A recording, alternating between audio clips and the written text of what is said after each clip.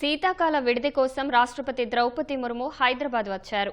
Hakimpet air force స్టేషన్లో రాష్ట్రపతికి Telangana governor Jishnu Dev Varma, ఆ రాష్ట్ర ఉప ముఖ్యమంత్రి భట్టి విక్రమార్క, మంత్రులు శ్రీధర్ బాబు, సీతక్క స్వాగతం పలికారు. ఈ నెల 22 వరకు బొల్లారంలోని రాష్ట్రపతి నిలయంలో ద్రౌపది ముర్ము బస చేస్తారు. గురువారం సాయంత్రం 4:30 నుంచి 6:30 వరకు రాష్ట్రపతి నిలయంలో సాంస్కృతిక ప్రదర్శనలు తిలకిస్తారు. ఈ నెల 19వ తేదీ ఉదయం 11 గంటలకు రామోజీ ఫిల్మ్ సిటీలో టీజీపీఎస్సీ నిర్వహించే పబ్లిక్ సర్వీస్ కమిషన్ చైర్పర్సన్ల జాతీయ సదస్సును రాష్ట్రపతి ప్రారంభించనున్నారు. అదే రోజు సాయంత్రం రామోజీ ఫిల్మ్ సిటీని రాష్ట్రపతి ద్రౌపది ముర్ము సందర్శిస్తారు. ఈ నెల 20న గచ్చిబౌలిలోని శాంతి సరోవర్లో జరగనున్న timeless wisdom of Bharat pathways of piece and progress సదస్సుకు రాష్ట్రపతి హాజరు కానున్నారు.